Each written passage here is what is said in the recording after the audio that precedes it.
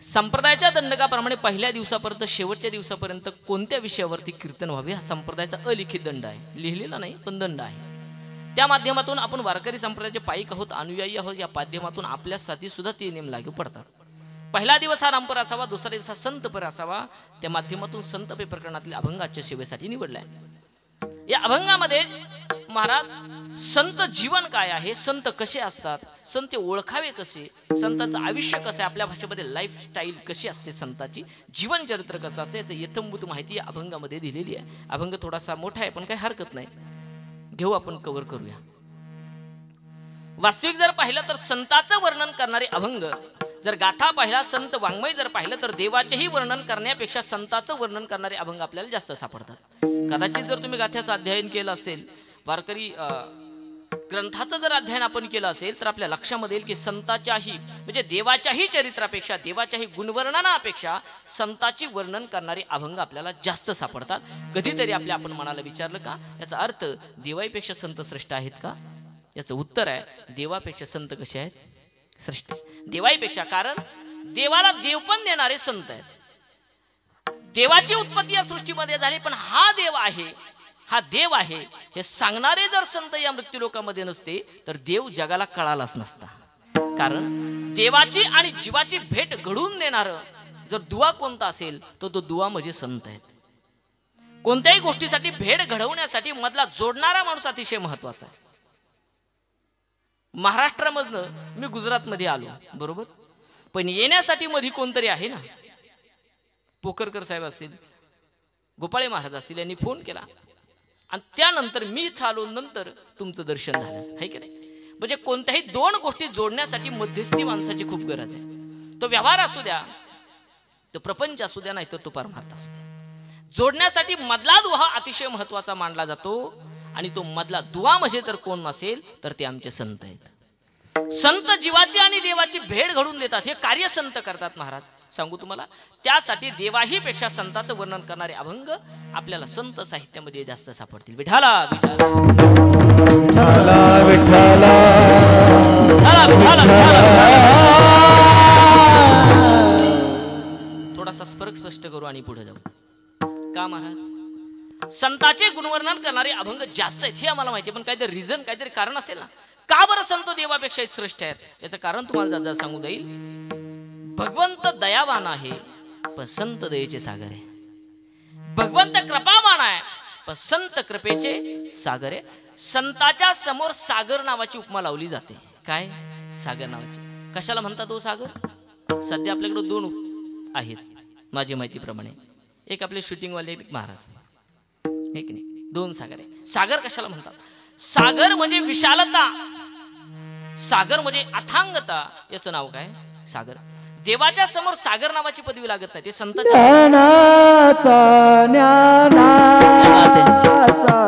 जय हो.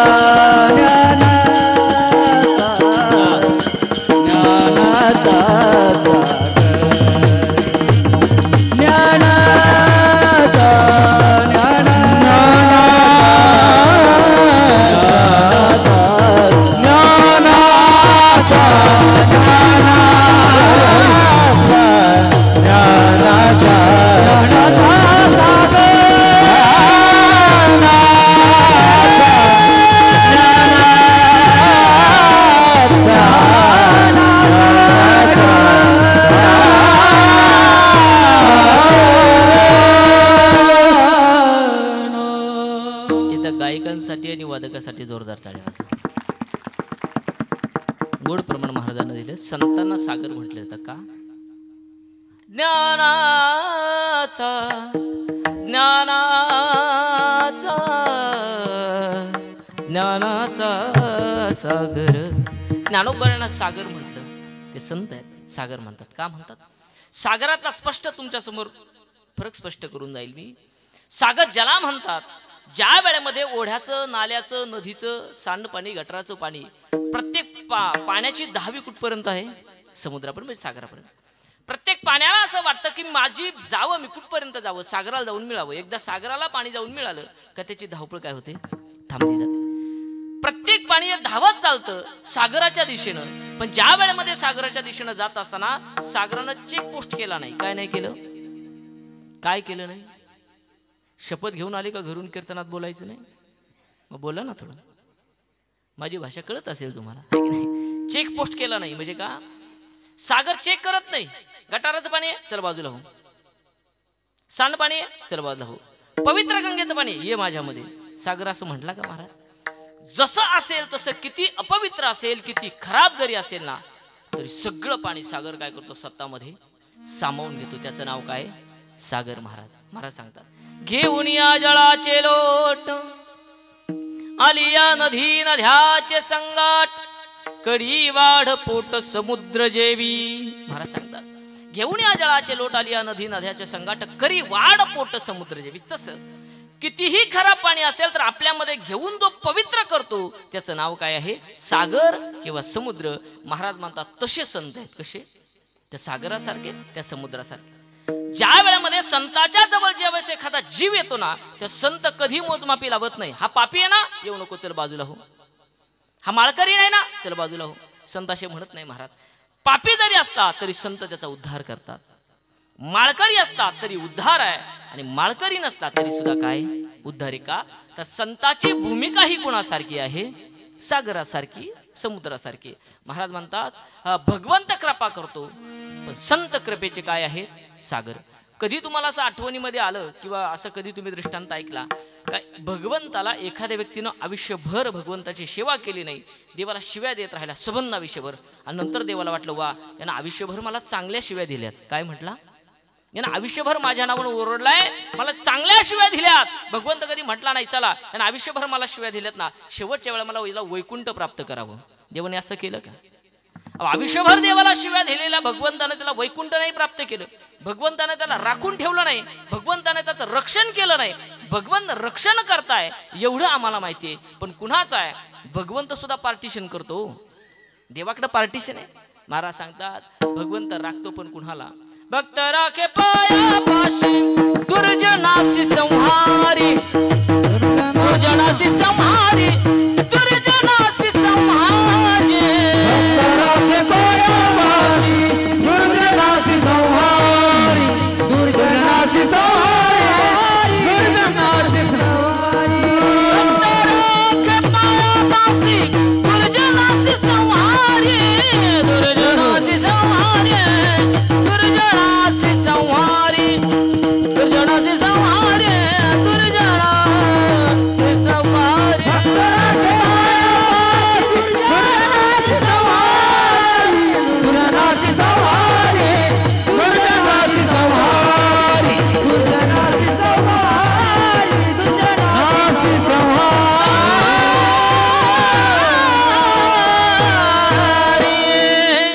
महाराज सांगतात भक्त राखे पायापाशी आणि दुर्जनाची संहारी.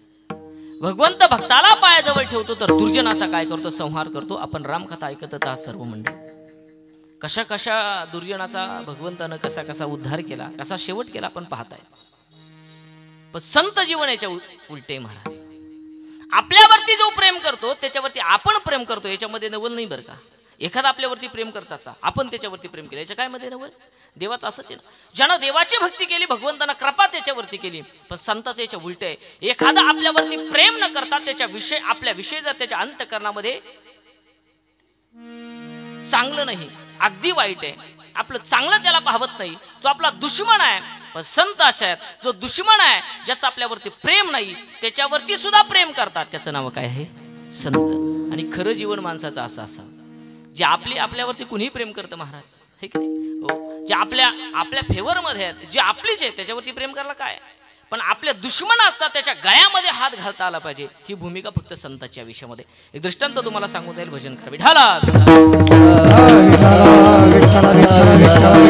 हे देव बाप्पाला जमलं नाही बरं का, देवाला हे जमलं नाही, हे जमलं फक्त संतांना. काय झालं असं म्हणतात, जगद्गुरु तुकोबरायांची ख्याती देहूमध्ये खूप वाढू लागली. आणि ज्या वेळेमध्ये एखाद्या महात्म्याची ख्याती वाढली जाते आपोआप त्याला विरोधक तयार होत असतात. ही जगाची पद्धत आहे. ज्या वेळेमध्ये तुकोबराची ख्याती देहू गावामध्ये वाढू लागली त्यावेळेमध्ये जगद्गुरु तुकोबारचे विरोधक माणसं आपोआप तयार झाली. असं म्हणतात की त्यावेळेमध्ये मंबाजी नावाचे एक सदग्रस्त होते आणि ते तुकोबरायांना थोडंसं पाण्यात पाहत होते. काही व्यवस्थित तुकोबरायचं त्यांचं जमत नव्हतं. तुकोबरायाकडनं जमायचं पण अंतकरणामध्ये त्यांची आडी होती. कुणाच्या? मंबाजीची. आणि जे मंदिर आहे ते मंबाजीच्या शेताच्या बाजूला होतं. आणि जगद्गुरु तुकोबराया भगवंताचं दर्शन घेतल्यानंतर प्रदक्षिणा मारण्यासाठी तिथनं जायचे, त्याच्या शेतामधनं जायचे. मग यानं काय केलं, जगद्गुरु तुकोबारच्या प्रदक्षिणाच्या वाटेवरती यानं काट्या टाकल्या. का तर तुकोबारा आली नाही पाहिजे. असं बऱ्याच वेळा झालं होतं. तुकोबाराकडे एक म्हैस होती, त्यांच्या सासरवाडणीकडनं आली होती. म्हणजे पुण्याचे गुळवे, आप्पाजी गुळवे त्यांची मुलगी आवली, आणि तिच्यासाठी मुलीचा प्रपंच थोडासा फाटकाय म्हणून आपण म्हैस दिली. ती म्हैस एके दिवशी मंबाजीबाच्या शेतामध्ये गेली. मंबाजीबा वाटच पाहून होता की तुकोबारा कधी माझ्या हातामध्ये सापडतील. ज्या वेळेमध्ये ती म्हैस मंबाजीबाच्या शेतामध्ये गेली, मंबाजीबानं काट्याची काठी घेतली, म्हैशीला झोडलं, मारलं, शेताच्या बाहेर काढलं, तुकोबाराच्या घराजवळ घेऊन आले. तुकोबाराने त्या म्हशीच्या अंगावरनं रक्त उडतं हे पाहिल्यानंतर तुकोबाराने हात जोडले, म्हणले मंबाजीबा मुक जनावर आहे, काय कळतंय त्याला मारून काय उपयोग आहे? अहो मुक जनावर आहे, त्याला सांगितलं तर त्याला कळत नाही ना, त्याला कशाला मारताय? मंबाजीबा तुकोबारांना नाही तसं बोलले, पण तुकोबारांनी त्यांच्यासमोर हात जोडले. मंबाजीबा म्हटलं आताचाही डाव गेला, कारण का भांडणं होण्यासाठी दोन्हीकडे आग समान डावावं लागते, बरोबर ना? हो, आता घरातला प्रपंचातला तुम्हाला अनुभव असेलच. भांडणं जर पती बरोबर करायची असेल तर पत्नी जर जोशात आली, पतीने जर हात जोडले तर भांडणं नाही होत. त्यासाठी दोघांची डोकी गरम व्हावी लागतात. ज्यावेळेस दोघांची डोकी गरम असेल ना, नुसतं पाणी लवकर का नाही दिलं या विषयावरनं सुद्धा मोठं तांडव होते, है की नाही? पण एखाद्याचं जर डोकं जर शांत असेल ना, भाजीमध्ये डबाभर जरी मीठ टाकलं असेल ना, आणि डोकं नवऱ्याचं जर डोकं शांत असेल ना, तर भांडणं होत नाही. पण कधी कधी 2 सेकंद पाणी लेट का नाही, पाणी मला तू डोळे वटारूनच का दिले याच्यावरनं सुद्धा घटस्फोट होतात, बरोबर आहे ना? का तर एका वेळेमध्ये दोघांची डोकी गरम असतात. तुकोबारांचं डोकं शांत होतं, मंबाजीबाचं गरम होतं. तुकोबारा म्हटले मंबाजीबा चुकला असेल, मुक जनावर आहे, जाऊ द्या, त्या विषय सोडून. मंबाजीबा म्हटले आता दिवस गेला पण डाव धरून राहिले, एक दिवस असा येईल का माझ्या हातामध्ये सापडेल. गंमत अशी झाली, त्यानं येण्या जाण्याच्या वाटेवरती असे काठी लावून टाकले.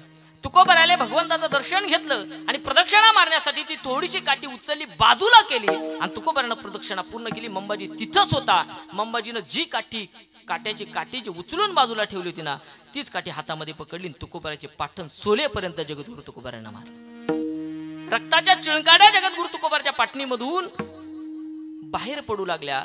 तुकोबारा सांगता, देवा अरे एवढा माझा काय अन्याय असेल रे देवा. देवा तुझा माझा कार्य वैराकार, देवा तुझा माझा कार्य वैराकार. देवा अरे काय चुकलं असेल माझं मला माहित नाही देवा, फक्त तुझ्या दर्शनासाठी आलो, काठी बाजूला केली रे. रक्त निघेपर्यंत मंबाजीबानं मारलं, पण जगद्गुरु तुकोबारा एका शब्दानं सुद्धा मंबाजीबाला बोलले नाही. मंबाजीला मारून मारून मंबाजीचा हात दुखू लागला. मंबाजीनं काठी बाजूला ठेवली, त्याचा जीव थोडा शांत झाला. आता कसं शिकवलं, आता कशी मजा आली, आता पुन्हा येईल का माझ्या वाटेला? जगद्गुरु तुकोबारा त्याच्या वाटेला नव्हते, पण तरी याला वाटायचं. जगद्गुरु तुकोबाराय घरी गेले, दिवसाचा क्रम उरकला आणि नित्यनेम जगद्गुरु तुकोबारायचा होता की संध्याकाळी मंदिरामध्ये जाऊन कीर्तन करायचं. एवढी जगद्गुरु तुकोबाराची पाटण सोलून काढली होती, तरी सुद्धा जगद्गुरु तुकोबारा संध्याकाळच्या नित्यनेमाच्या कीर्तनासाठी आले. जगद्गुरु तुकोबाराने विना गाळ्यामध्ये घेतला, डोळे घट्ट बंद केले, भगवंताचं ध्यान केलं. जगद्गुरु तुकोबाराचं भजन सुरू झालं. जय जय राम कृष्ण हरी, जय जय राम कृष्ण हरी, जय जय राम कृष्ण हरी, जय जय राम कृष्ण हरी. झालं. भजन झाल्यानंतर जगद्गुरु तुकोबाराने डोळे उघडले आणि सगळ्या श्रोत्यांकडे पाहिलं. त्या तुकोबाराच्या लक्षामध्ये आलं की माझ्या सगळ्यात जवळचा असणारा श्रोता जो माझ्या पायाजवळ बसून कीर्तन ऐकतो तो मंबाजी मात्र आज कीर्तनाला आला नाही. आता एक गोष्ट याच्यामध्ये लक्षात ठेवा, जगद्गुरु तुकोबाराचं कीर्तन श्रवण करणारा दररोजचा नित्यमेचा श्रोता म्हणजे कोण होता? मंबाजी बाय. ऐकायला तरी बरं वाटतं का? पहा, एखादा व्यक्ती 7 दिवस सप्ताहासाठी बाबांच्या कीर्तनकाराच्या जवळ बसून त्यानं कीर्तन ऐकलं आणि काल्याचा कीर्तनकार त्यानं फटकवला सप्ताहामध्ये. असं जर तुम्हाला ऐकायला मिळालं तर तुम्हाला कसं काय वाटेल? ते म्हणे 7 दिवस कीर्तन ऐकली ना बाबांची, मग असं का केलं? कारण ऐका, जगद्गुरु तुकोबाराचा श्रोता हा मंबाजी दररोज कीर्तनाला येत होता, पण अंतकरणापासून येत नव्हता शुद्ध. त्याला वाटायचं लोक काय म्हणतील, सप्ताह चालू आहे, मी मोठा माळकरी आहे, एवढ्या मण्याच्या माळा माझ्या गळ्यामध्ये, आणि जर मी कीर्तनाला गेलो नाही तर समाज काय म्हणेल. आणि माणसाचं 90% जीवन फक्त याच्यासाठीच चाललंय की समाज काय म्हणेल. हो, कधीही माणसाला माणूस जीवन जगत असताना स्वतःचा कधी विचार करून जगतच नाही. शेजारच्याला काय वाटेल, ह्याला काय वाटेल, त्याला काय वाटेल, हा मला काय म्हणेल, तो मला काय म्हणेल, असं करता करता जीवनाचं वाटोळं केलं. पण माणूस एक क्षण सुद्धा स्वतःसाठी जीवन जगला नाही. पण याच्या उलट पहा, संतानं कधी समाजाचा विचार नाही केला. मला जे योग्य वाटेल ना, चांगल्या पद्धतीचं जीवन संत जगले. आपण फक्त समाज काय म्हणेल यासाठी जीवन जगतो, म्हणून आपल्या आयुष्याचा नाश होतो. महाराज त्याच टाईप मधला हा होता. याला वाटायचं लोक काय म्हणतील, गेलं पाहिजे कीर्तनाला, बसलं पाहिजे. पण तुकोबाराचं भजन, तुकोबाराचं व्याख्यान चालू झालं ना, अंतकरणामध्ये याचा तिळपापड व्हायचा. कधी याचं बंद होईल, कोण कुठला हा, एवढा काय पदाला चढलाय, एवढा काय प्रख्यात झालाय, कशासाठी एवढं करतोय, हे सगळं थोतांड आहे, हे सगळं खोटं आहे. कीर्तनाला बसल्या बसल्या त्याचं मनामध्ये हा विचार करायचा. कधीही कीर्तनाचा एक शब्द सुद्धा त्यानं कानातून आज जाऊन दिला नाही. त्याचा मनातच हा विचार चालू, खोटं आहे, हे सगळं खोटं आहे हा विचार करताच त्याचा परिणाम असा झाला. मी एकच सांगतो, जर मंबाजी बुवानं जर एक दिवस जर जगद्गुरु तुकोबाराचं कीर्तन जर व्यवस्थित ऐकलं असतं ना, 100% मंबाजीच्या अंतकरणामध्ये परिवर्तन झालं असतं बरं का. पण गंमत हे यानं एकदाही ऐकलं नव्हतं, दिसत होतं ऐकताना, पण खरं ऐकलं नव्हतं. तुकोबारानं डोळे उघडून पाहिले, मंबाजी दिसत नाही. तुकोबारानं बाकीच्या टाळकांना विचारलं, अरे मंबाजी कुठे आहे? ते म्हणले ते आजारी आहेत. कोण? मंबाजी. तुकोबारानं बिना दुसऱ्या व्यक्तीच्या हातात दिला, म्हटलं भजन चालू ठेवा. तुकोबारा म्हटलं मी जाऊन आलो, प्रकृती विचारून आलो. तुकोबाराच्या मनोमन विचाराला, अरे यानं मला जनावरासारखं मारलं, याचा हात दुखत असेल. ज्या वेळेमध्ये झोपडीच्या दरवाजावरती गेलं, झोपडीचा दरवाजा वाजवला. मंबाजी म्हटला कोण आहे? ते म्हणले तुकोबा आहे. इकडं कुशीवरती झोपलेला मंबाजी तुकाराम महाराजांचं नाव ऐकल्यानंतर भिंतीकडे तोंड केलं त्यानं. तुकोबारानं दरवाजा उघडला, झोपडीच्या आतमध्ये आले आणि जे मंबाजी झोपले होते त्यांचा हात असा होता कुशीवरती होता. तुकोबारा गेले आणि मंबाजीचा हात दाबायला त्यानं सुरुवात केली. मंबाजी, सकाळी माझी चुकी झाली नाही का? हे म्हणते कोण ऐका बरं का, हे तुकोबारा सांगतात. मंबाजी, सकाळी माझी चुकी झाली नाही का? जर मी तिथं गेलो नसतो, तुम्ही लावलेल्या जर काट्या मी काढल्या नसत्या, तुम्हाला राग आला नसता, तुम्हाला जर राग आला असताना नसता तर तुम्ही या काठीनं मला मारलं नसतं. जर तुम्ही मला या काठीनं मारलं नसतं तर तुमचा हात दुखला नसता. हो, सगळ्याला जर कारणीभूत कोणी असेल तर हाय मी आहे सगळ्याला कारणीभूत, असं म्हणणारा हे जीवन आणि हे मन, हे हृदय फक्त संताचं असू शकतं. आपलं काम नाही महाराज, हे देवाला सुद्धा जमू शकत नाही. हे करतात फक्त संत, ज्यानं दिवसभर काठीनं मारलं, संध्याकाळी त्याची जाऊन सेवा करणं, त्याचा हात दुखतो म्हणून त्याची विचारपूस करणं आपल्याला जमणार नाही. आपल्यावरती प्रेम करताना आपण त्याच्यावरती प्रेम करतो, पण जो आपल्यावरती प्रेम करत नाही, ज्याला नफरत म्हणतात, अशाही व्यक्तीवरती प्रेम करतात ते जीवनामध्ये संत आहेत म्हणाल. म्हणून हे कृत्य देवाला जमलं नाही, देव नाही करू शकत. देवाला हे जमलंच नाही, हे संतांना जमलं. म्हणून आजही देवाचे गुणगान गाणारे अभंग कमी आहेत, पण संताचे गुणगान गाणारे अभंग आपल्याला जास्त सापडतात. विठाला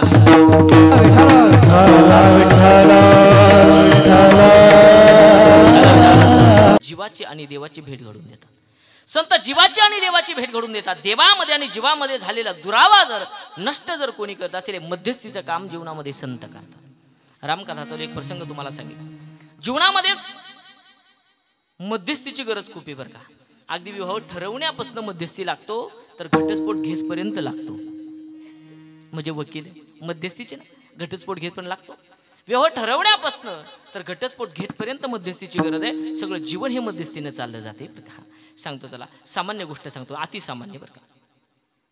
दुपारची वेळ झाली, एक शेतावरनं दमून आलेला व्यक्ती त्यानं नांगर सोडला, घरामध्ये आला, पत्नीनं स्वयंपाक केला होता, वाढला ताटामध्ये, यानं पहिला घास मोडला, तोंडामध्ये घालणार, लहानसं पोरगं दुसरीला जातो, धावत आला, बाबा पैसे पाहिजेत, बाबा पैसे पाहिजेत. बापानं हातातला घास खाली टाकला, म्हणला अरे खाऊन तरी दे ना, दिवसभर काबाड कष्ट करतोय, आता जेवायला कुठं बसत नाही तर बाबा पैसे पाहिजेत. कुठून आणायचे एवढे सारखे पैसे? एवढे पैसे आहेत का माझ्याकडे? कुठून आणू पैसे? बाप म्हणला मला जेवायचंच नाही. त्या मुलाची आई समोर होती, आईनं खुणवलं, शांत बस, म्हातारं जेवून गेलं का मी तुला पैसे देते. आई खुणवते नजरेनं, मुलाला लगेच कळतं. हो, पोरगं बाहेर गेलं, बापाचं जेवण झालं, बापानं हातावरती पाणी घेतलं, बापाही बाहेर निघून गेला. हे मुलानं पाहिलं, मुलानं बापाला बाहेर जाताना पाहिल्याबरोबर आता आई पैसे पाहिजे. आईनं विचार केला, म्हटले आता म्हटले तर होते देईल. आई म्हटली नाही रे बाबा, माझ्याकडे पैसे, मला माहित नाही, तू म्हटली होती की बाबा जेवून गेल्यानंतर पैसे देईल, मला पैसे पाहिजेत, मला पैसे पाहिजेत. आई म्हटली पैसे नाहीत माझ्याकडे, मला सांगू नको, मला पैसे पाहिजेत. आईनं विचार केला, तांदळाचा डबा पाहिला, पिठाचा डबा पाहिला, सगळं पाहिलं, कशातही पैसे सापडले नाही आईला. नंतर आईनं विचार केला, याचा बाप जेवण करून बाहेर गेलाय, पण बापाचा शर्ट मात्र खुंटीला टांगून ठेवलाय. मग ती माता माऊली उठली, याच्याच बापाच्या खिशामध्ये हात घातला, त्याच्यातून 2 रुपये काढले आणि मुलाच्या हातावरती दिले. मुलानं उड्या मारल्याने निघून गेला. दृष्टांत संपला. सिद्धांत लक्षात घ्या, स्वतःच्या बापाच्या खिशातले पैसे आपल्या स्वतःच्या हातावरती येण्यासाठी मध्यस्थी कोणी केली? हो, कोणी केली? तुमची संख्या जास्त आहे, बोला ना जरा. आईने केली. हो, बापाच्या खिशातले पैसे मुलाच्या हातावरती येण्यासाठी मध्यस्थी ती केली. कोणी केली? आईने केली. आणि समजा त्यानं शॉर्टकट घेतला असता तर मध्यस्थी ठेवलाच नसता, पोरगा डायरेक्ट गेला असता, बापाच्या खिशात हात घातला असता, 10 रुपये काढल्याचे निघून गेला असता, कर्म चोरीचं झालं असतं ना. पण हेच आईने केलं. आईनं काढले पैसे, मुलाच्या हातावरती दिली, मध्यस्थी केली आईनं. तशा पद्धतीनं भगवंत आहे, ह्या भगवंताची कृपा आपल्यावरती, तुमच्या माझ्यावरती, जीवावरती कृपा व्हावी ना, याचा मध्यस्थी जर कोणी करत असेल तर ते मध्यस्थी करतात आमचे संत. हरि प्राप्तीसी उपाय, हरि प्राप्तीसी उपाय, हरि प्राप्तीसी उपाय, हरि प्राप्तीसी, हरि प्राप्तीसी उपाय, हरि प्राप्तीसी उपाय, हरि प्राप्तीसी उपाय, उपाय, हरि प्राप्तीसी उपाय. धरावे संता चित पाय, धरावे संता चित पाय, तिने साधने साधने, तिने साधने साधने, धरावे संता चित पाय, धरावे संता चित पाय, तिने साधने साधने,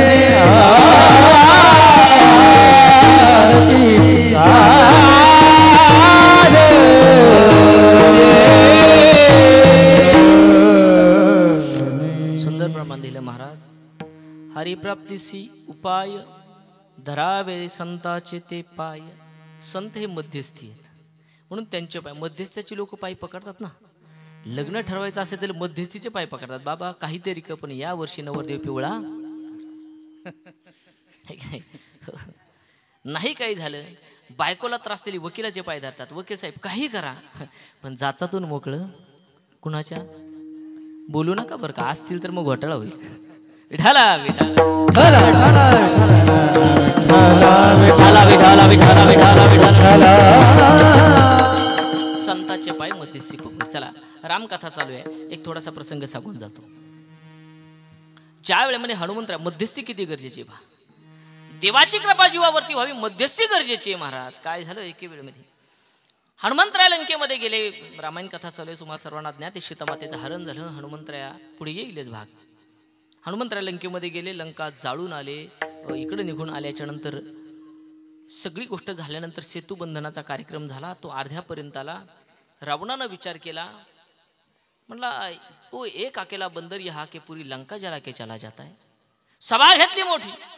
म्हणजे आपल्याकडे शूरवीर कोणी नाही का? अरे साधं एक माकड येतं सगळी लंका जाळून जातं. त्या वेळेमध्ये बरेचसे शूरवीर उठले आणि ते म्हणू लागले उस बंदर कको दुबारा हो. आता कसे येणार आहे हनुमंतराय हो, परत कशाला येतील? एकदा लंका जाळून गेले. जे शूरवीर आता नंतर जागे होते ना, ज्या वेळेमध्ये हनुमंतराय लंका जाळत होते ना, ते दरवाजा मागे लपले होते. कोण? जे म्हणतात आता हनुमंतरायला पुन्हा या, ते दरवाजा मागे लपले होते. काही बायकोच्या पदराच्या खाली लपले होते का? तर आपण बाहेर दिसल्यानंतर ह्या बाबाची गदा आपल्या डोक्यात बसू शकते. अशी गोष्ट झाल्याच्या नंतर बराचसा विचार विनिमय झाला. याच्यातून सुटका कशी होईल, याला तोंड कसं द्यावं, याच्यातून कसा मार्ग काढावा, असे निर्णय चालू असताना बिभीषण महाराज उठले. म्हणले महाराज मी एक सल्ला देऊ का? भाऊ आहे पण राजा आहे ना, महाराज एक सल्ला देऊ का? ते म्हणले काय सल्ला देतो बोल. सभेमध्ये सगळ्यांना बोलायची मुभा असते, बोल. तर मला एक काम करणार. रिघलिया श्रीरामाशी शरण, सकळ कुळाचे कल्याण, तुमचाही वाचेल पराण, कुंभकर्ण जगेल. एक काम करा, प्रभू श्री रामचंद्रजीला शरण जा, सकळ कुळाचं कल्याण होईल, तुमचाही प्राण वाचेल आणि कुंभकर्ण सुद्धा जगेल. मला सांगा चांगला सल्ला होता की नाही? चांगलं सांगितलं होतं ना. पण एकदा मस्तीमध्ये आलेला माणूस कधीच कोणाचं ऐकत नाही. दन दन दन सिंहासनावरनं खाली उतरला, बिभीषणाच्या मस्तकामध्ये लात मारली. एवढा जर तुला रामाविषयी प्रेम आहे, माझ्या राज्यामध्ये राहू नको, निघून जा, चल बाहेर. बेदखल केलं. बिभीषण महाराज त्यांचे 2 सैनिक निघाले, आकाश मार्गाने चालले. प्रभू रामचंद्र सेतूचं काम चालू. प्रभू रामचंद्रजीने वरून येताना पाहिल्याच्या नंतर हनुमंतरायला, हनुमान हो हमारी तरफ आ रहे हो, कोण है, कोण आहे रे आपल्याकडे येत आहेत ते? हनुमंतरायानं पाहिलं, महाराज ते रावणाचा भाऊ आहे. तो रावणाचा भाऊ म्हटल्यानंतर प्रभूनं धनुष्याला हात घातला. हनुमंतराय म्हणले ऐका प्रभू, तो रावणाचा भाऊ आहे पण भक्त मात्र तुमचा आहे. असं सांगितल्यानंतर हात पाठीमा घेतला. दोघायले प्रभू रामचंद्राचं दर्शन घेतलं. तिघानं दर्शन घेतल्याच्या नंतर हनुमंताला प्रभूनं विचारलं, म्हणे हनुमंता हे आपल्याकडे तर आलेत, आता काय केलं पाहिजे बा? सल्ला हनुमंतरायानं विचारला. हनुमंतराय म्हटले ऐका ना प्रभू, यांना आपलंसं करा. काय म्हटले? वाक्य लक्षात ठेवा. हनुमंतराया प्रभू रामचंद्रजीला म्हटले की यांना आपलंसं करून घ्या. हनुमंतरायाच्या एका शब्दावरती प्रभू रामचंद्रजीने एवढं आपलंसं केलं, एवढं आपलंसं केलं, रावणाच्या वधाच्या आधी बिभीषणाचा राजतिलक केला. किती आपलंसं केलं. हनुमंतरायाने डोक्यालाच हात लावला. हनुमंतराय म्हटले एवढंही आपलं कर असं नव्हतं. म्हटलं आपलंसं करू, आपल्या जवळ घ्या त्याला. पण या बाबानं त्याच्या वधाच्या आधीच याला लंका देऊन टाकली.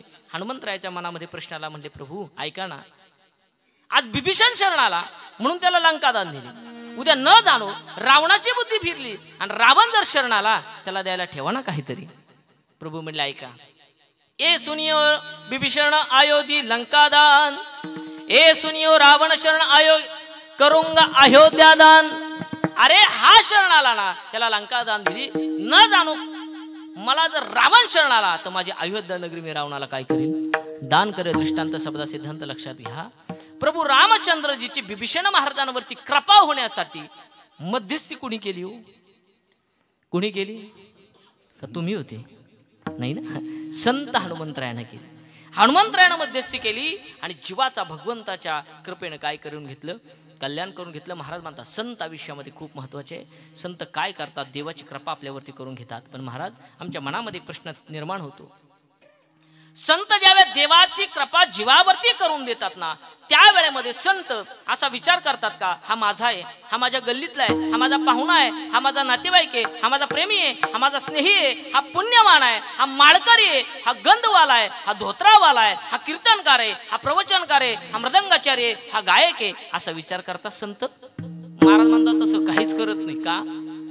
खटनट यावे आणि शुद्ध होऊन जावे. पापी जरी असेल, व्यभिचारी जरी असेल, अविवेकी जरी असेल, दुष्कृत्य करणारा जरी व्यक्ती असेल, पण एकदा संताच्या जवळ आले का संत त्याच्यावरती कृपा करतात. का? तर संताच्या जवळ एक गुण आहे अतिशय महत्वाचा. तो कोणता गुण आहे? महाराज अभंगाचं पहिल्या चरण. सर्वभूती पाहे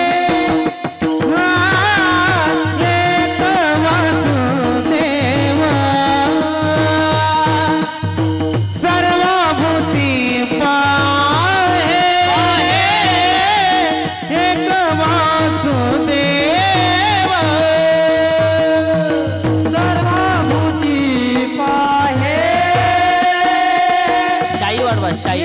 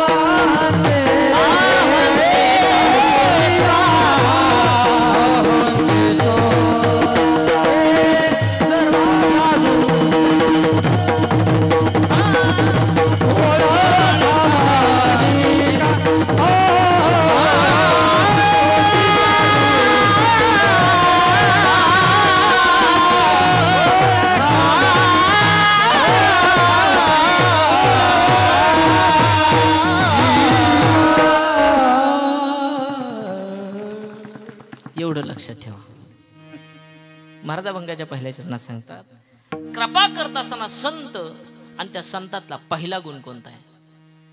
सर्वाभूती पाहे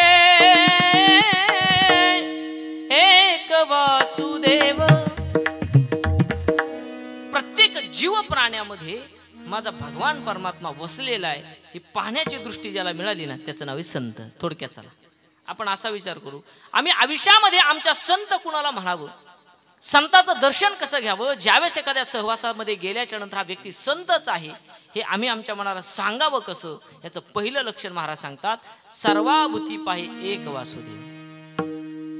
त्याची पहिली विचारधारणा ही पाहिजे, त्याचा पहिला विचार हा पाहिजे, या मृत्यू लोकामध्ये जो जो जीव तयार झाला, जो जो जीव निर्माण झाला, या प्रत्येक जीवाला उत्पन्न करणारा माझा भगवान परमात्मा आहे. बस माझ्या भगवान परमात्माने संबंध सृष्टी तयार केली, संबंध सृष्टी निर्माण केली आणि या सृष्टीतला प्रत्येक जीव हा माझ्या देवानं तयार केला. मग जर देव मान्य जरी सृष्टी असेल तर मला का मान्य नाही? गंमत काय होते? सर्वाभूती पाहे, सगळ्यामध्ये कोण? एक वासुदेव.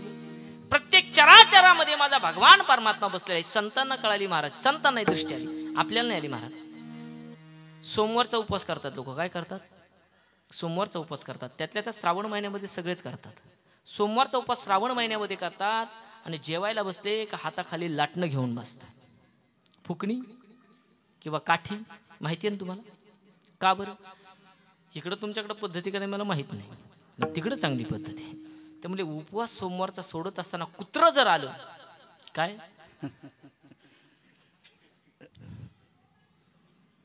म्हणजे त्याला हाड नाही म्हणायचं, मग ते त्याच्या पाटणीत टाकायचं.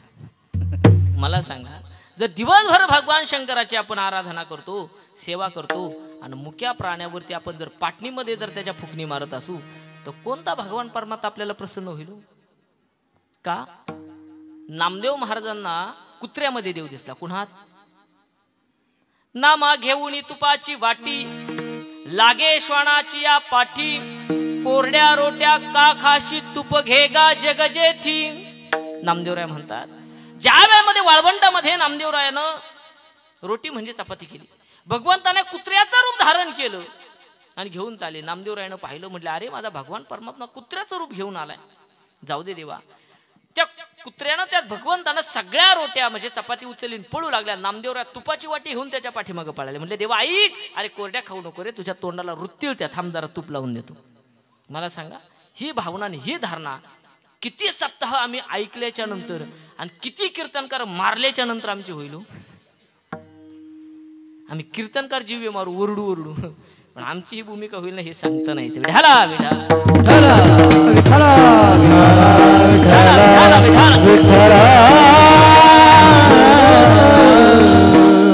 एकनाथ बाबांना गाढवामध्ये देव दिसला. कुणात? गाढवामध्ये. काशी विश्वेश्वराचं गंगेचं पाणी घेऊन आले असताना गाढव पडलेले, तहाने वाचून व्याकुळ झाले, पाणी नाही मिळालं तर मरून जाईल.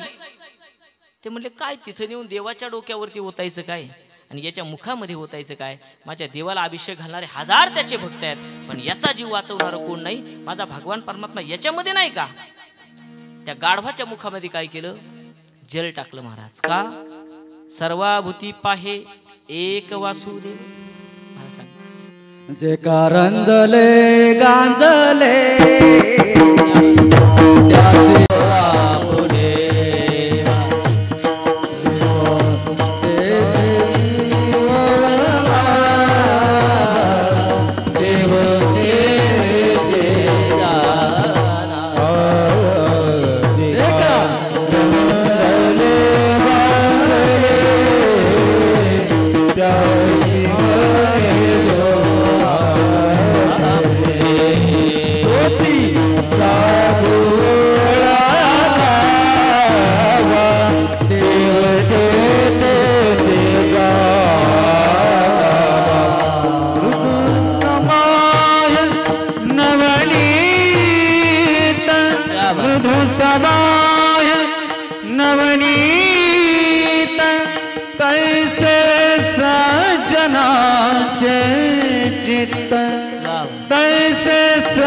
सजनाचे चित्त तसे अपंगिता नाही, तशी अपंगिता नाही, तशी गोरी गोरी देखा गाजले तसे म्हणे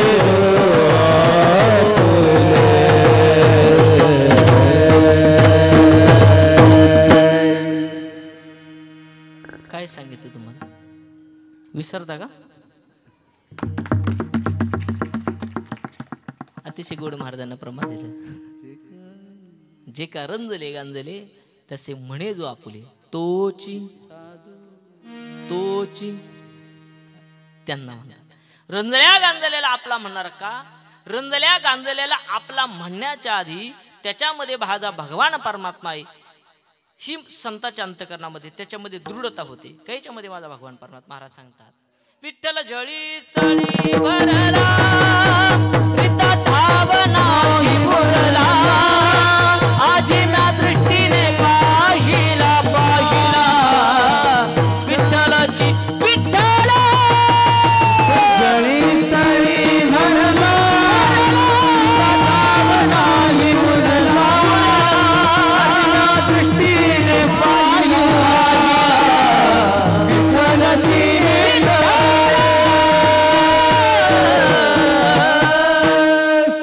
विठ्ठल जळी स्थळी भरला रिता ठाव नाही वरला, आजीब्या दृष्टीनं पाहिला विठ्ठलची.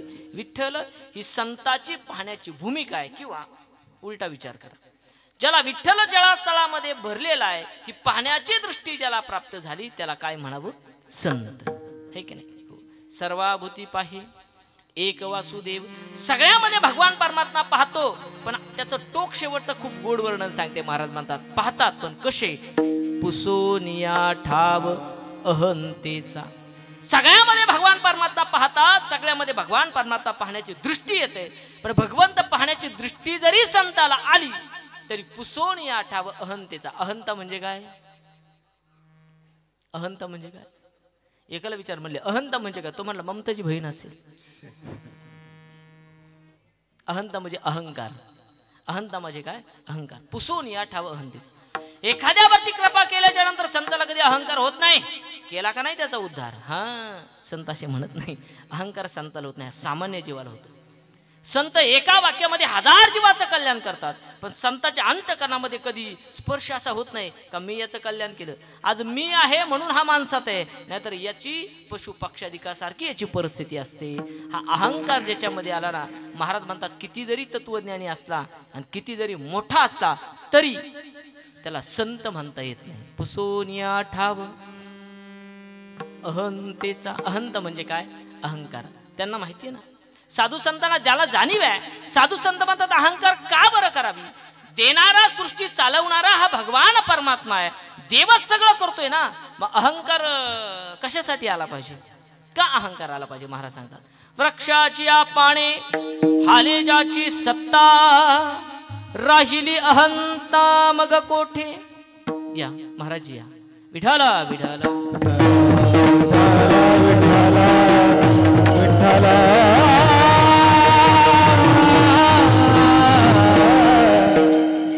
आपले कथाकार सुशीलजी महाराज या ठिकाणी उपस्थित राहिलेत आणि त्यांच्या समवेत असणारे त्यांचे सर्व मंडळी.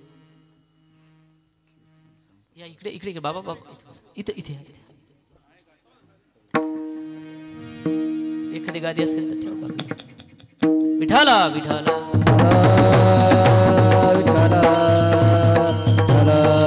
विठाला विठाला विठाला विठाला विठाला विठाला विठाला विठाला विठाला विठाला.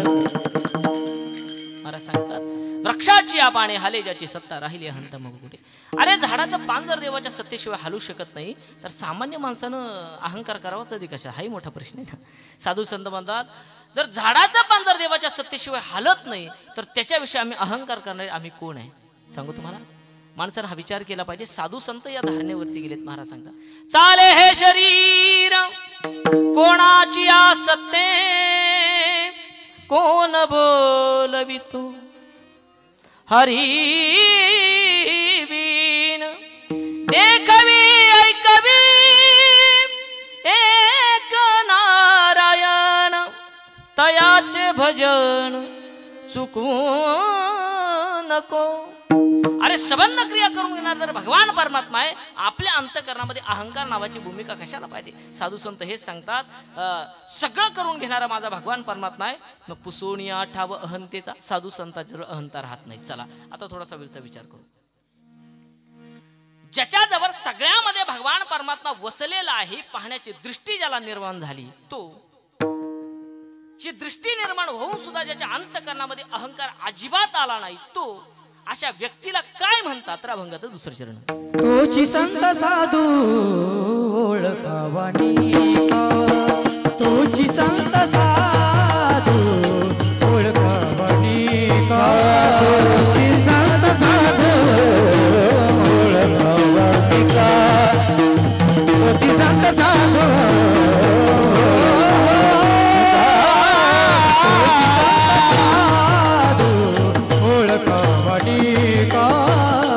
तोची संत साधू ओळखावणी का, तोची संत साधू ओळखावणी का, तोची संत साधू ओळखावणी का.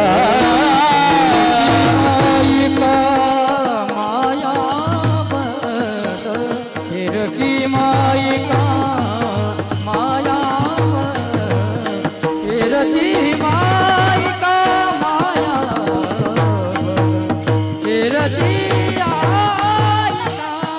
मायावाद तोची संत साधू ओळखावणी का, तोची संत साधू ओळखावणी का, ओळखावणी मायिका, मायावाद हिरती मायिका, हिरती मायिका, हिरती मायिका, मायावाद हिरती मायिका, मायावाद तोची संत साधू ओळखावणी का, तोची संत साधू ओळखावा.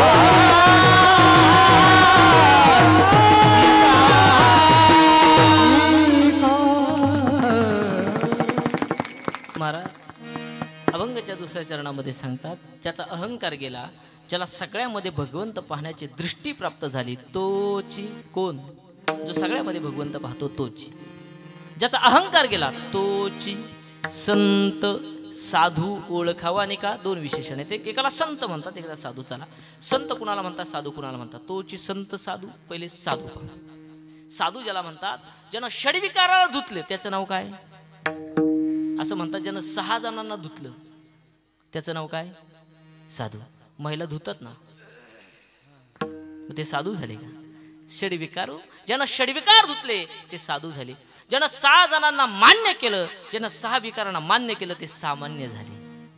ज्यांना 6 विकार आपल्या धाकामध्ये ठेवलं ते साधक झाले, बरोबर ना. आणि ज्यानं 6 जणांचा अंत केला ते संत झाले. महाराज म्हणतात तेची संत साधू. साधू अजून वेगवेगळे विशेष सांगतायत. जे वेळेमध्ये सावध झाले त्याचं नाव साधू. जे वेळेत सावध झाले, प्रत्येकाला सावध केलं जातं. इथं बसलेल्यापैकी मला वाटतं बऱ्याच जणांना सावधच केलेलं आहे. आपण झालो नाही तो भाग वेगळा आहे, सावध मात्र केलेले. कधी आठवते का तुम्हाला. नाही आठवणार हो, तो माहोलच न आठवण्याचा असतो. तर काय करावं, आठवणार तरी कसं. त्यावेळेस आपल्या समोर फक्त अंतरपाठ असतो आणि समोर ती असते किंवा समोर तो असतो. त्यामुळे आपल्याला सावध केलेलं डोक्यातच नसते. आपल्या डोक्यात काका उरका उरका काका उरका, आपल्या डोक्यात एवढंच असते.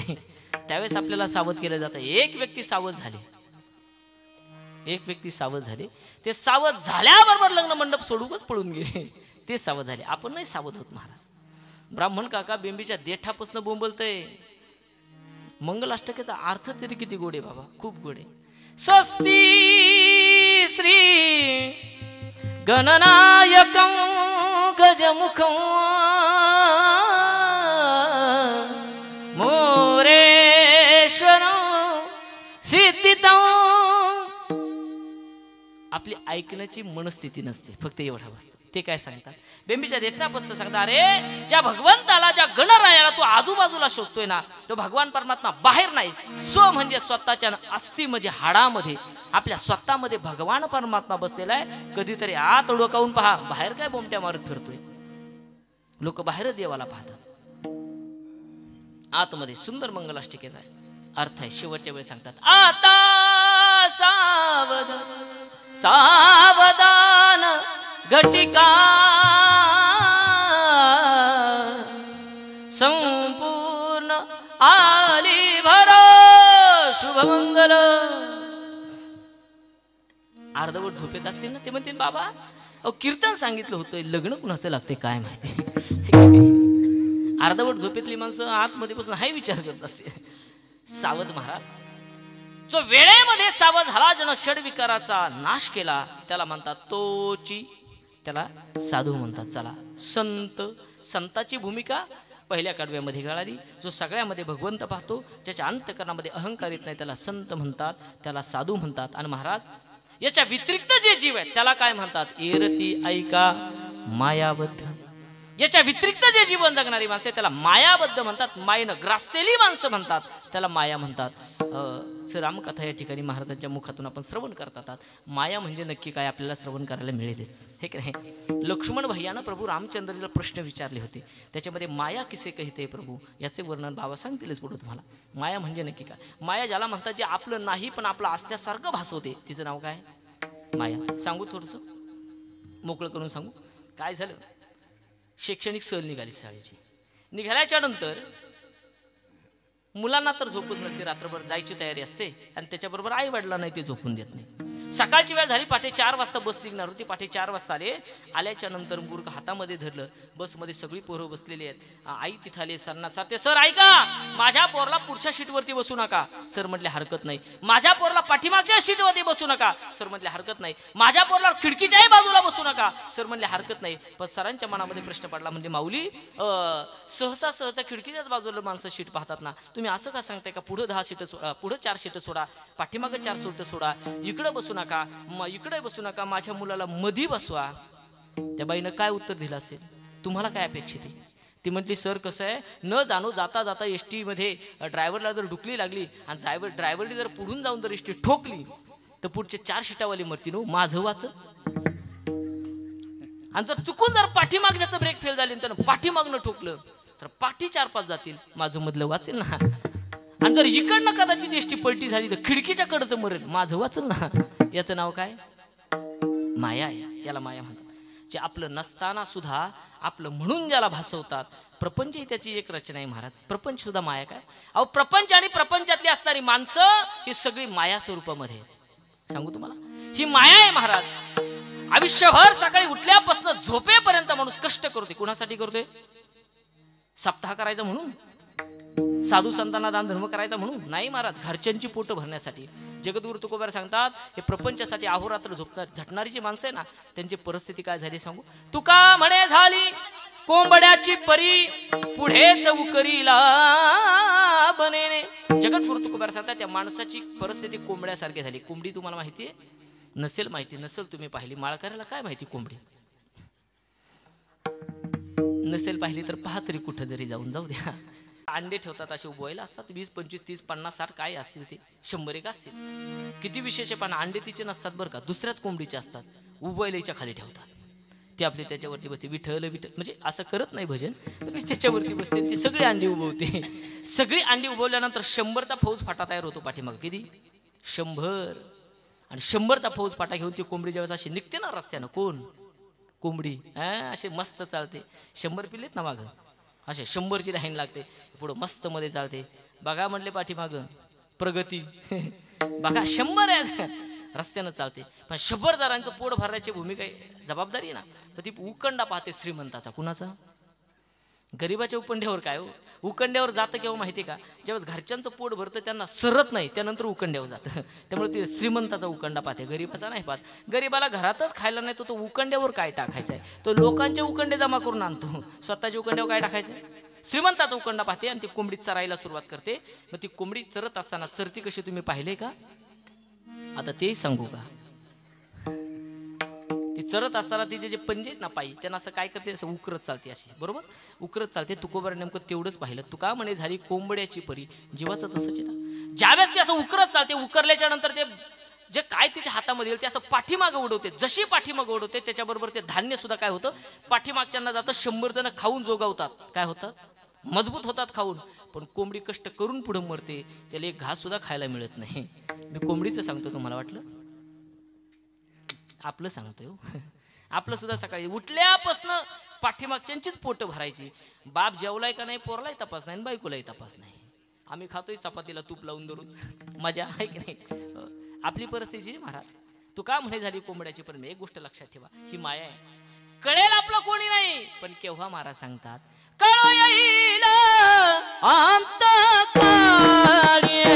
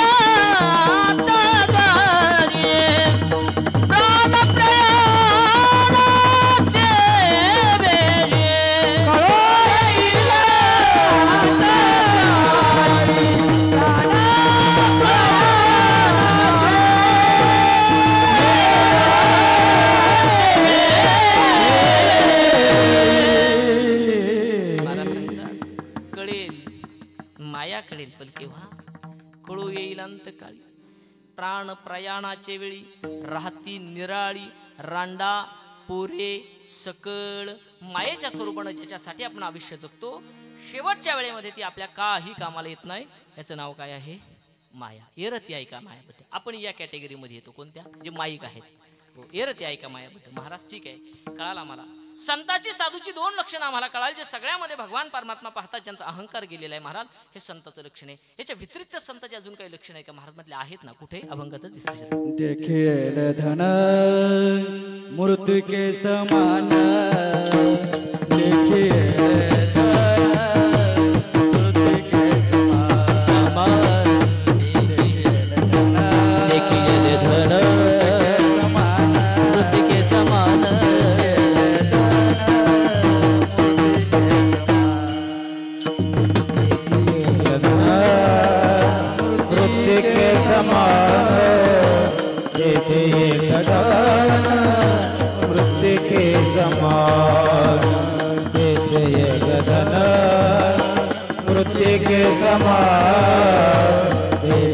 गदा मृत्यु के समान.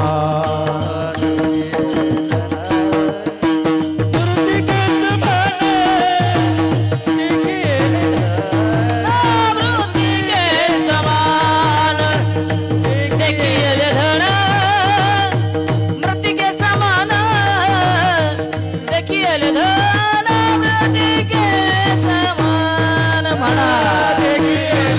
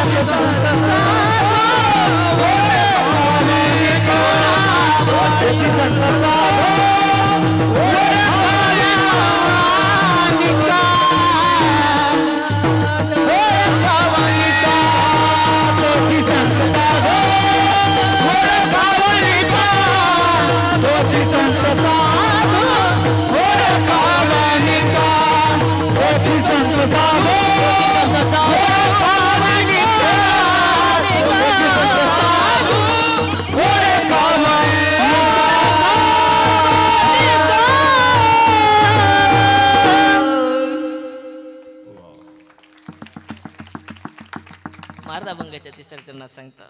हा माईकवाल्यांसाठी एकदा जोरदार वाजवा,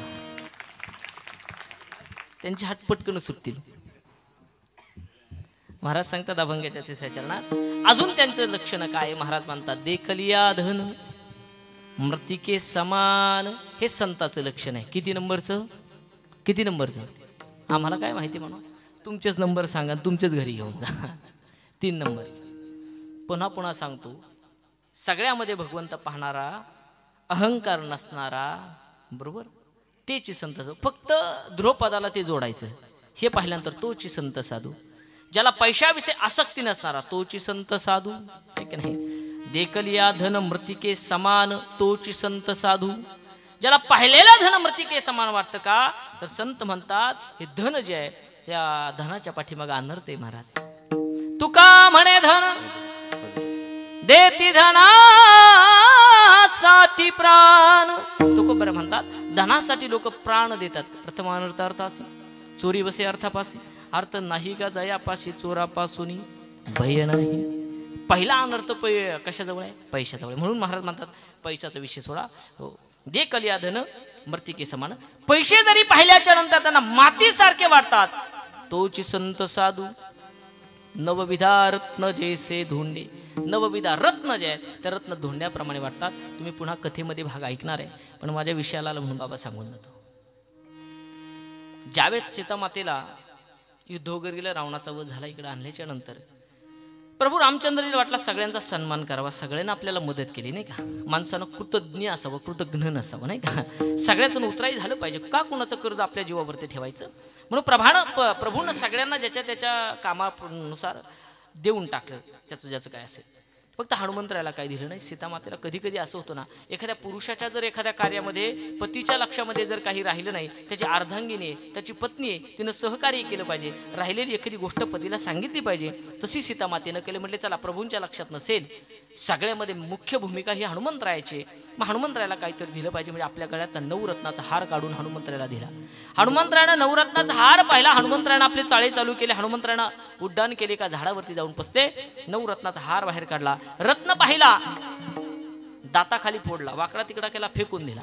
दुसरा रत्न घेतला, दाताखाली फोडला, उलटा पालटा केला, फेकून दिला. सीतामातेला आश्चर्य वाटले. म्हणजे काय हनुमंत आहे. 9 रत्नाचा हार, एका रत्नाचं मोल म्हणजे एका पृथ्वीचं मोल आहे. हा ना दाताखाली फोडतोय आणि फेकून देतो. सीतामातेने विचारलं, हनुमंत अरे काय पाहतोस रे तू, कशासाठी हे रत्न फोडतोय, काय पाहतोय त्या रत्नामध्ये. अरे एका पृथ्वीचं मोल म्हणजे एक रत्न आहे, काय करतो हे. हनुमंतरानं गोड उत्तर दिलं. म्हणले मैया इसमें मेरा राम दिखता हूं, राम ढूंढता हूं. ह्या रत्नामध्ये माझे राम प्रभू रामचंद्रचे आहेत का पाहतोय. मैया म्हटली मग आहेत का. ते म्हणले या रत्नामध्ये माझा राम दिसत नाही, म्हणून या रत्नाला मी फेकून देतो. सीतामाता म्हटली हो, ज्याच्यामध्ये राम नाही त्याला तू जवळ करत नाही. हो म्हटले, ज्याच्यामध्ये राम नाही त्याच्याने माझं काही काम नाही. मग सीतामाता म्हटली तुझ्यामध्ये आहे का राम. ज्या वेळेमध्ये हे सांगितल्याच्या बरोबर हनुमंतरानं आपली छाती फाडली आणि त्याच्यामध्ये प्रभू रामचंद्र, सीतामाता आणि लक्ष्मण भाई या सगळ्याचं काय केलं, दर्शन केलं. महाराज मला सांगण्याचं तात्पर्य एवढं आहे की रत्न जरी असेल पण ती रत्न सुद्धा त्यांच्यासाठी कशी आहेत, माती मोले. माणिक पाषाण खडे जैसे, माणिक पाषाण खडे जैसे, माणिक पाषाण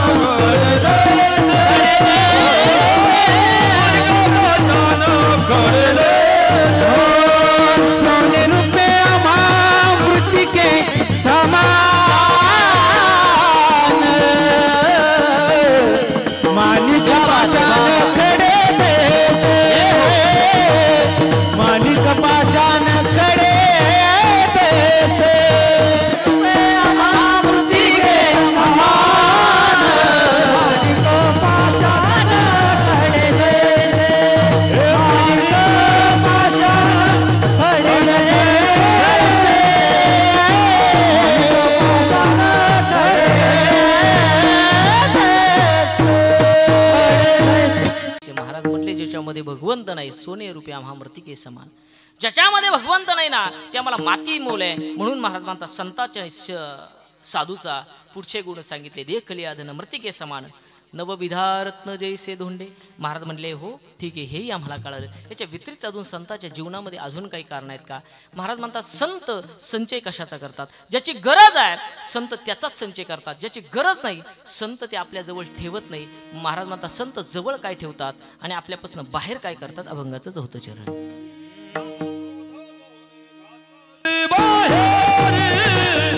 काम क्रोध दोने घातले बाहेर, काम क्रोध दोने घातले बाहेर, काम क्रोध दोने घातले बाहेर, काम क्रोध दोने घातले बाहेर, काम क्रोध दोने घातले बाहेर, काम क्रोध दोने घातले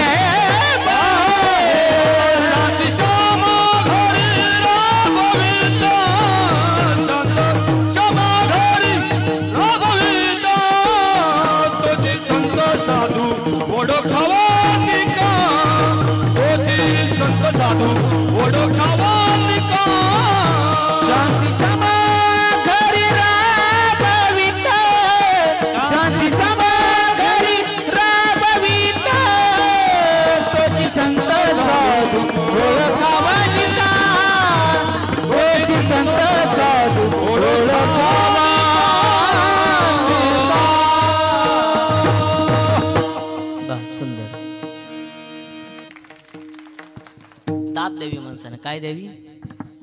दात. दात नाही हो, दात द्यावी. याचं कारण काय? म्हणणाऱ्याला आनंद वाटतो, वाजवणाऱ्याला आनंद वाटतो आणि महत्वाची गोष्ट तुमच्या झोपा जातात, बाकी काही नाही. विठाला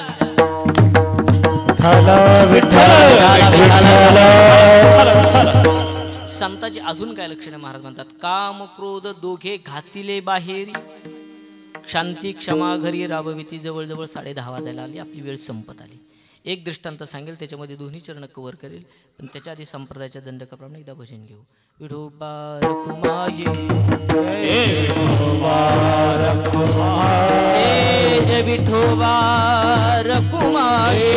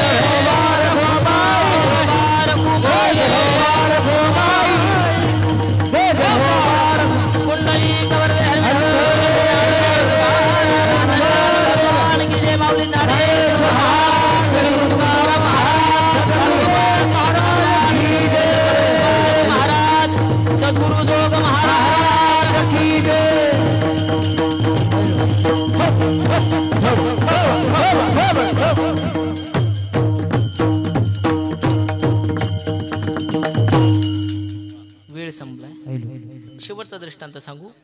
नाही कीर्तन लक्षात राहिलं तरी हरकत नाही, एवढा दृष्टांत जाताना घरी घेऊन जा फक्त, बाकी काही नाही. चला. काम क्रोध दोघे घातिले बाहेर, एक शांती क्षमा घरी राबवते. महिला मंडळी तुम्हाला एक प्रश्न विचारायचा आहे. प्रश्नाचं उत्तर खरं द्यायचं, खोटं द्यायचं. मला सांगा, सगळ्यामध्ये लबाड कुत्र की मांजर? कोणी? शपथ घेऊन आली घरून, बोलायचं नाही? झोपले का काय? मग बोला ना. मांजर लबाड? हुशार आहे तुम्ही. ऐका, मांजर लबाड हे माहिती, पण असतं कुठं ते? घरात मजा उपर दुधाच्या पातेलीजवळ असते ना, है की नाही? कुत्र कसं आहे? इमानदार आहे. राहिला कुठे? चप्पलच्या जवळ, है की नाही? म्हणजे ज्याला घरात ठेवायचं तो चपलेच्या जवळ, आणि ज्याची जागा चपलेच्याही अगदी लांब आहे ते किचन जवळ. एवढे तर आपण महात्मे, है की नाही? जाऊ दे, चला. आपल्याला काय ठेवलं पाहिजे आणि काय बाहेर काढलं पाहिजे हे कळलं पाहिजे. चला एक दृष्टांत सांगतो, लक्ष द्या. शेवटचा दृष्टांत, या दृष्टांतावरती आपला अभंग सगळ्यांना कळाला असं समजेल आणि मी शेवीला पूर्ण विराम देईन. चला. काम क्रोध दोघे घातिले बाहेरी. कामाला आणि क्रोधाला बाहेर काढलं, पण हे काम क्रोधाला बाहेर काढण्यासाठी जीवाला काय करावं लागतं किंवा संतानं काय केलं. चला काय झालं. पूर्वीचा कालखंड होतो बाबाजी. मुंबईसारख्या ठिकाणी खूप स्वस्त होते आणि त्या मुंबईसारख्या ठिकाणी गंमत अशी झाली का अतिशय कमी कमी कमी कमी याच्यामध्ये एका व्यक्तीला 6 खोल्या मिळाल्या आणि असं पटांगण मिळालं. तिथं 6 खोल्या कमी पैशामध्ये त्यानं विकत घेतल्या. विकत घेतल्यानंतर 20 वर्ष झाली त्याच्यामध्ये भाडे करू ठेवले. भाडे करू ठेवल्यानंतर महिन्याच्या महिन्याला भाडं यायचं, कधी नाही यायचं, नंतर मग यायचंच बंद झालं. कळालं तुम्हाला स्टेप कळाली ना. पहिलं रेग्युलर आलं, नंतर यायचं जायचं, नंतर बंदच झालं.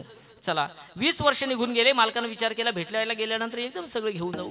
असं झाल्याच्या नंतर 20 वर्षाच्या कालखंडामध्ये मालकाचा विवाह झाला, त्याचं लग्न झालं, त्याला मुलं झाली, मुलं शिकून मोठी झाली, 20 वर्षाची झाली, ग्रॅज्युएशन पूर्ण झालं, कामासाठी लागली, मुंबईला जॉब लागला. म्हणून मालकाला वाटलं मुंबईला आता कामाला लागलाय पोरगा, मग आपली 6 रूम आहेत, 6 रूमापैकी 1 रूममध्ये राहील, 5 रूमवरती लक्ष ठेवील, भाडंही वाचेल घराचं आणि सुखानं राहील. या भावनेनं बाप मुंबईला आला. बरोबर. बाप मुंबईला आल्याच्या नंतर बापानं विचार केला, ती चाळ जिच्यानं विकत घेतली त्या विकत चाळीच्या जवळ गेला. सगळ्या भाडं करणं बाहेर पडलं. म्हटलं जय हरी जय हरी. म्हटले 20 वर्ष गेले तब्बल तुम्ही या ठिकाणी राहताय, मला भाडं कधी आलं नाही, माझं त्याच्याबद्दलही काही तक्रार नाही. फक्त एक गोष्ट आहे, माझी मुलं आता शिकून मोठी झाली, इथं राहण्याच्या योग्यतेची झाली. माझं एकच म्हणणं आहे का 1 रूम खाली करा आणि एका रूममध्ये माझ्या मुलाला फक्त राहायला जागा द्या. 5 जण बाकीच्या रूममध्ये राहा, फक्त रूम कुणी खाली करायची हा 6 जणांमध्ये विचार करा. सांगितल्याच्या नंतर 6 भाडेकरू असं हसायला लागले. म्हणले काय मालक, कोणत्या युगात राहता. म्हणले घर तुमची राहिली नाही. म्हणले बघा, म्हणले सरकारनं नियम काढला ना. काय म्हणले, कसल त्याची जमीन राहीन त्याचं घर. म्हणले 20 वर्ष आम्ही इथं राहिलो, 20 वर्ष राहिलो इथं, घर आमची झाली, खाली नाही करणार. मालक म्हणला कोर्टात जाईल. अहो कोर्टात जाणार तर कुठं जा, सरकारनंच नियम काढलाय ना. कशेल त्याची जमीन राहीन त्याचं घर. तिथनं पुढे सुरुवात झाली बरं का. वर्षाच्या वर्षाला करायचं, वर्षाच्या वर्षाला बॉन्ड करा, वर्षाच्या वर्षाला. 20 वर्ष लक्षच नाही दिलं. वैतागून गेला. नंतर त्याला वाटलं जाऊ द्या, चला 6च्या 6 खोल्या आपल्या हातातून गेल्या, एवढी जागा हातातून गेली. हातात झाला, निराश झाला, निघाला. गावाकडे येत असताना गावाच्या स्टँडवरती उतरला संध्याकाळच्या वेळेमध्ये. आता घरी निघून जाणार, त्याला एक हबप दिसली. कीर्तनकार चालले होते कीर्तनला कुठेतरी. धोतर गंध नेहरू पाहिला आणि नंतर याचा 7वी भाव जागृत झाला. माणसाचा असंच होतं बरं का. हातातून एखादी गोष्ट जाते हे कळाल्याच्या नंतर लोक दान करायला सुरुवात करतात. इथलं सांगत नाही, बऱ्याच जणांचं असं होतं. पंढरपूरला आमच्या समोर एक व्यक्ती होता, त्यानं 500 रुपयाची नोट टाकली दानपेटीमध्ये. बाकीची आमच्या ग्रुपमधली म्हणली वा काय दानशुरी, अरे 500 रुपये टाकले, 500 रुपये टाकले, 500 रुपये टाकले. सगळी लोक विचार करायला लागली. असं करता करता करता करता बाकीच्यांच्या जवळ आलं आणि त्यांच्याच ग्रुपमधला शेवटचा होता ना, तर म्हणला काय घेऊन द्या, तर लबाड येते. ते म्हणले का, म्हणले 500 दानपेटी टाकले. म्हणले 10 दुकानाला त्याने चालले नाही. दुकानदारानं नोट मागं दिली आणि गिफ्टमध्ये एक शिवी दिली. कुठंच चालले नाही म्हणून म्हटले दानपेटी टाकायला आणलेत. असंच होतं ना माझं. मग याच्या मनात विचारायला म्हणते चला हबप दिसते, साधं भोळं दिसते, वारकरी दिसते. काय म्हटले महाराज जय हरी. महाराज म्हणले जय हरी. म्हणले काय नाही महाराज, खूप वर्षाची अंतकरणामध्ये इच्छा आहे हो की काहीतरी दानधर्म करावा. महाराज म्हणले बाबा आळंदीला जा, वापीमध्ये सप्ताह चाललाय, तिथं दानधर्म कर, तिथे एखादी पंगत दे, काहीतरी कर. म्हणलं एवढ्या लांब जायला वेळ नाही महाराज, आत्ताच्या आत्ता तुम्हाला काहीतरी दान करावं असतं. महाराज म्हणले मला गरज नाही बाबा, मी मागितलं नाही महाराज, नाही महाराज मला द्यावं वाटते. महाराज म्हणले एवढा तुझा आग्रह ते सांग. तर मला काय नाही महाराज, माझ्या गरीबाच्या मुंबईला 6 खोल्या आहेत. काय म्हटलं, माझ्या गरीबाच्या मुंबईला 6 खोल्या आहेत, ह्या 6 खोला तुम्हाला द्यायच्यात म्हणला. महाराजांना तिथं पाणी पाजावं लागलं. का, कोटीची प्रॉपर्टी नाव होते ना. म्हणजे 6 खोल्या तुम्हाला द्यायच्यात. महाराज शुद्धीवरती आली. म्हणले मला, महाराज म्हणले हरकत नाही. म्हणले काय नाही महाराज, शुद्ध माझा भावे काही नाही, ह्या 6 खोल्या तुमच्या जवळ घ्या. महाराजांना लिहून दिलं, बॉन्ड लिहून दिला, सगळं झालं. गंमत अशी झाली, महाराज डायरेक्ट मुंबईला गेले. तसे नाही म्हणजे कीर्तन करून गेले, जिकडे चालले होते तिकडे डायरेक्ट नाही केले, कीर्तन केलं, दुसऱ्या दिवशी मुंबईला गेले. गेल्याच्या नंतर सगळ्या भाडेकरूला चाळीवातल्या लोकांना बाहेर काढले. म्हणजे ऐका, सदर जागा मालकानं माझ्या नावावरती करून दिली, म्हणून कृपया तुम्हाला विनंती आहे की आपापल्या खोल्या आपण काय कराव्या, खाली कराव्या. असं सांगितल्यानंतर ती थोडीशी हसू लागले. हसण्याचे वेगवेगळे प्रकारे हे थोडी हसू लागले. म्हणले काय महाराज, आळंदी पंढरीची वारी करायची, लोकांना बुका लावायचा, पाकिटं घ्यायची, नारळ घ्यायची, गप निघायचे धंदे सांगितले तुम्हाला कुणी म्हटले, कशाला आले जीव द्यायला इकडे, जावा आपले म्हणले तिकडे, लोक पाया पडून पैसे देतात ते घ्या, इथं नका भांडणं करले, निघा म्हणले. महाराज म्हणले मला कळालं नाही. म्हणजे कळाले नाही म्हणजे काय, म्हणजे मालकाला हात चोळत इथनं लावलोय, जर मालकाला 6 खोल्या दिल्या नाही तर तुम्ही गोपीचंद टेळ्यावाले माळवाले तुम्हाला देऊ का आम्ही, थोडक्यात कळालं पाहिजे. निघा ना महाराज. महाराजांच्या लक्षात आलं ही माणसं भयंकर आहेत. महाराज म्हणले ठीक आहे बाबा, मला तरी काय करायचं, 6 खोल्या माझ्या नाही ना, मी विकत घेतलेल्या ना माझ्या ना, मला काय करायचं म्हणले. ह्या 6 खोल्याविषयी मला ममत्व नाही, मला प्रेम नाही, फक्त माझी एक इच्छा आहे, ह्या 6 खोल्या इकडनं 3 मस्त प्राणांगणी मस्त पटंगण आहे. महाराज म्हणले एवढ्या रिकाम्या जागेमध्ये मी सप्ताह करू का? काय म्हणले, सप्ताह करू का?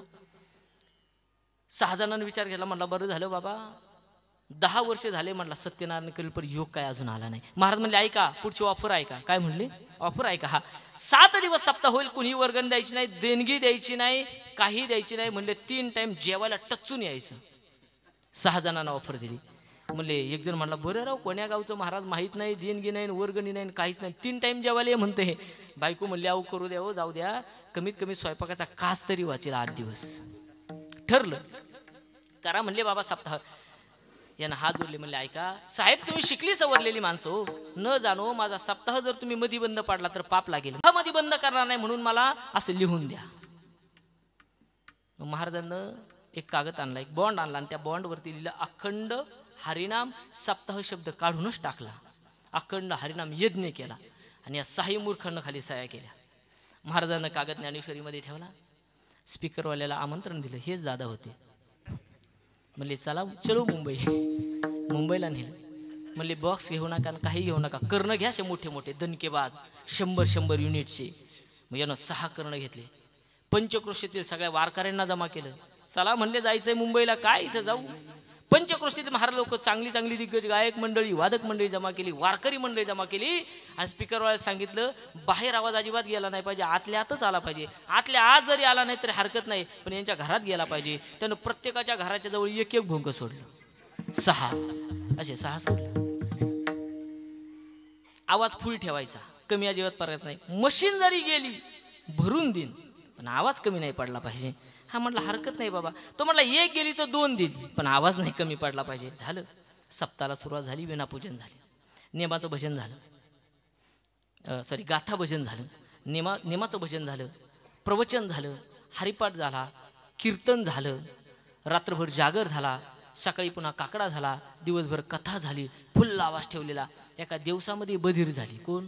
6 जण. फुल आवाज ना, काहीच कळाना. कसे तरी 3 दिवस सहन केले. किती? 3 दिवस यानं फुकटचं खाल्लं 3 वेळ, पण 5 किलो उतरली. काय 5 किलो उतरली. म्हणले काय चालेल तेच कळना बाबा. पोरगा म्हणलं का डबा दे, काही बूट उचलायची आणि त्याच्या तोंडापुढून यायची घे. तो म्हणायचा आई बूट नाही ग, डबा पाहिजे. का आवाज एवढा होता का घरात, कुणाला काही कळत नव्हतं महाराज. हो, कुणाला कळा नाही. एक रागा व्हायचा महाराज आवाज कमी करा, हे बंद करून टाका. महाराज म्हणले आई बाबा हे बंद नसतं होत. का बंद होणार नाही? तर म्हणले तू शाळेत गेला म्हणले इकडे. महाराजांना ज्ञानेश्वरला कागद, याला काय म्हणतात? अखंड कशाला म्हणतात? तो म्हणला महाराज ज्याची खंडना होत नाही त्याला काय म्हणतात? अखंड. म्हणले निघ घरी. गपचूप गेलं तोंडात मारल्यासारखं. 7 दिवस झाले, 8 दिवस झाले, 10 दिवस झाले, महिना झाला. सप्ताह जोरदार चालू. अशी मरायला लागली. असे झाले किरकोळ. अगदी माझ्यासारखी नाही म्हणणार, पण किरकोळ झाले. असे किरकोळ झाले. आता काय करावं? एक जण म्हटलं ह्या महाराज लोकांना असं नसतं हँडल करायचं, वेगळी पद्धत असते. तर मला माझा पंजाचा पंजा माळकरी होता म्हणून मला अनुभव. बघा आता संदर्भ किती जवळचा आहे. पंजाचा पंजा म्हणला माळकरी होता असं नाही म्हटला. त्यानं धोतर घातलं, बाजारातून विकत आणलं, पेहरण शर्ट घातलं, उपरने घेतलं, 2 माळा टाकल्यावरती गेला. जय हरी महाराज, रामकृष्ण हरी. ते म्हणले रामकृष्ण हरी महाराज तो दिवस सांगावं लागला तर माझ्याकडनं भली मोठी देणगी घ्या 51 रुपयाची, पण म्हणले सप्ताहाचा काल्याचा दिवस सांगा. महाराज म्हणले बाबा या सप्ताहाला काला नसतो. का? हा अखंड आहे ना. जिथं अखंड चालू आहे त्याला काला कसं काय होणार आहे? म्हणलं अखंड चालणार. महिनाभर चालला सप्ताह. महिनाभरामध्ये पार वाळून गेले. 6 जणांना सेपरेट मीटिंग घेतली कोपऱ्यामध्ये. म्हणले गाड्यानो अरे लाख रुपये आपल्याला पगार आहे रे. ह्या टाळकुट्यांमध्ये जीवन फुकट घालवण्यापेक्षा म्हणला खोल्या खारेकरांना कुठंतरी भाड्यानं चला फ्लॅट घेऊन राहिला. बघता काय माझ्याकडे 6 जणांना खोल्या रिकामे केले गेले ना निघून गेले. दृष्टांत संपला. सिद्धांत काय सांगतो लक्षात ठेव. जसे 6 भाडे करू भगवंताच्या नामस्मरणानं निघून गेले तसे महाराज म्हणतात हा देह सुद्धा या देहामध्ये 6 भाडे करू राहतात. किती? काम, क्रोध, लोभ, मच्छ 6 भाडे करू राहतात. आणि जर या 6 भाडे करूला जर बाहेर काढायचं असतं तर महाराज म्हणतात काम क्रोध केले घर रीते, क्रोध केले घरी ते, काम क्रोध केले घरी ते. तो तुका म्हणे देह भरिला विठ्ठल म्हणे देह भरिला विठ्ठल म्हणे देह भरिला विठ्ठल म्हणे हा भाडे करून भगवंताचं नामस्मरण झाल्यानंतर खोल्या खाली केल्या. महाराज म्हणतात तसंच या शरीरामध्ये विकार राहतात 6.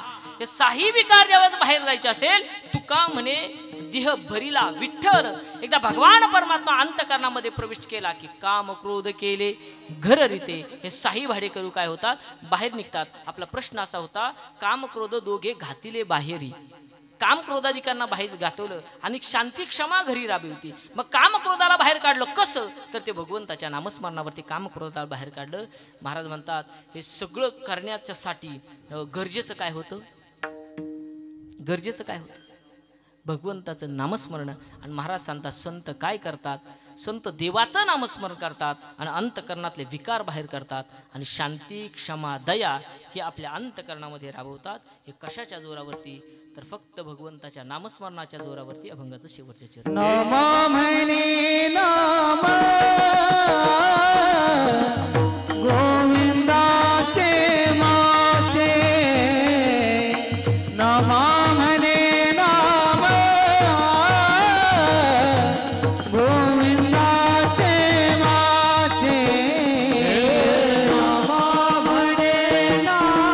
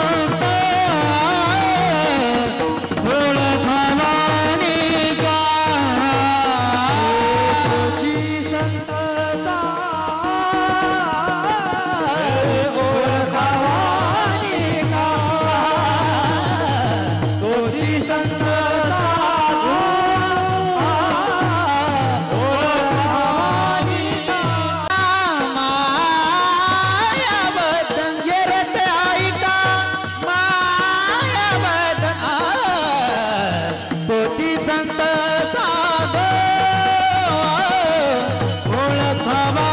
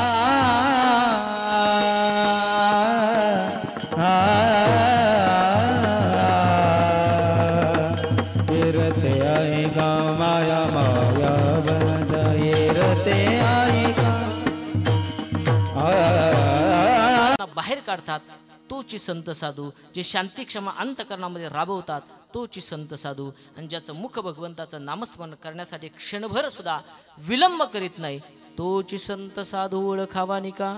एरती ऐका मायाबद्ध ज्ञानेश्वर माऊली. हे ज्ञानेश्वर माऊली ज्ञानेश्वर माऊली नारायण माऊली.